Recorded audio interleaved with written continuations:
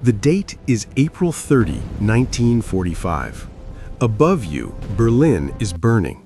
You can hear it, even down here, 60 feet beneath the earth. The distant thunder of Soviet artillery. The crumbling of a city that was once called the heart of the Third Reich. But you are not above ground. You are below it. You are SS-Unterscharführer Karl Müller, 23 years old, and you are standing guard inside the Führerbunker, the last stronghold of Adolf Hitler. This is your story. You have been stationed here for 6 days.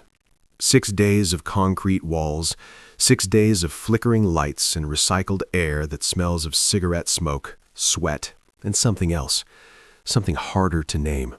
Fear, perhaps, or the particular silence of men who know they are already dead. The Führerbunker is not what people imagine. It is not grand, it is not powerful. It is a maze of small rooms, narrow corridors, and steel doors that sealed with a heavy click. The ceiling is low, the walls are cold. Somewhere above you, 18 feet of reinforced concrete separates you from the world that is ending. There are roughly 24 people left. Secretaries, generals, adjutants, a few guards like yourself. And him.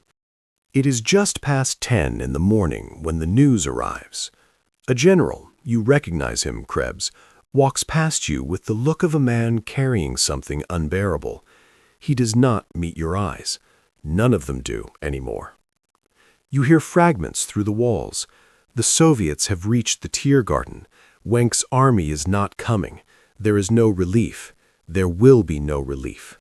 You already knew this. Every soldier in this bunker already knew this, but knowing and hearing are different things. You stand straighter, you keep your rifles steady, you do what you were trained to do. You maintain your post, because what else is there? Outside, the city burns.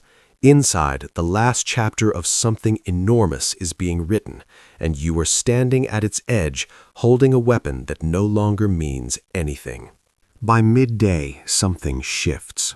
You cannot explain it precisely. It is not a sound or a sight. It is a feeling. The way the air changes before a storm, a stillness that is not peaceful. People move differently now. Eva Braun, Hitler's companion, passes you in the corridor.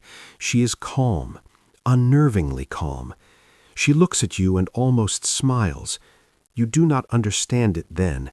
You will understand it later. Goebbels is somewhere deeper in the bunker, you are told, writing. Martin Bormann moves through the corridors like a man solving a problem that has no solution. And Hitler himself, you have seen him only twice during your posting here. Both times, what struck you was not the power you had been told about your whole life. What struck you was how small he looked, how tired, an old man in a gray uniform, shuffling through his own tomb. At approximately 3 in the afternoon, you hear a single gunshot. It comes from behind a closed door. It is not loud. That is the thing no one tells you, how quiet the end of an era can sound. One shot, muffled by a heavy door and 18 feet of concrete and the roar of a dying city above.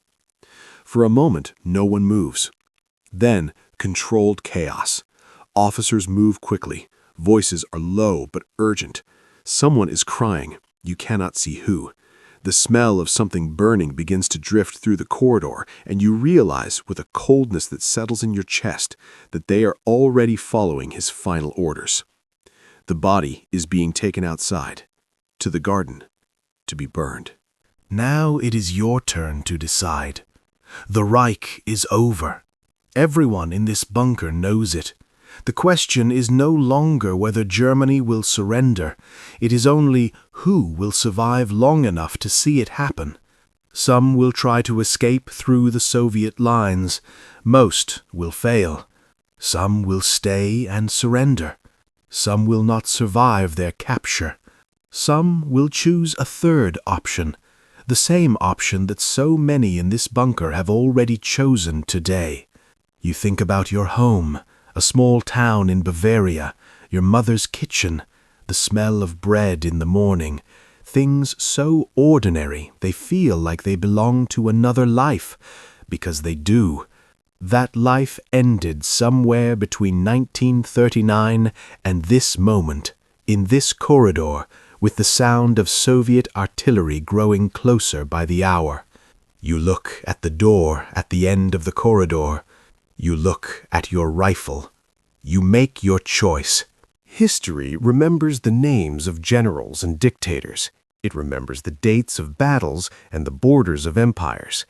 But it rarely remembers the men who stood at the edges of great events, the ones who watched history happen from a corridor, a trench, a burning street. Karl Müller is not a real person, but thousands like him were. Young men caught inside a machine they did not fully build and could not fully stop, standing guard at the end of the world they had been told would last 1,000 years. It lasted 12.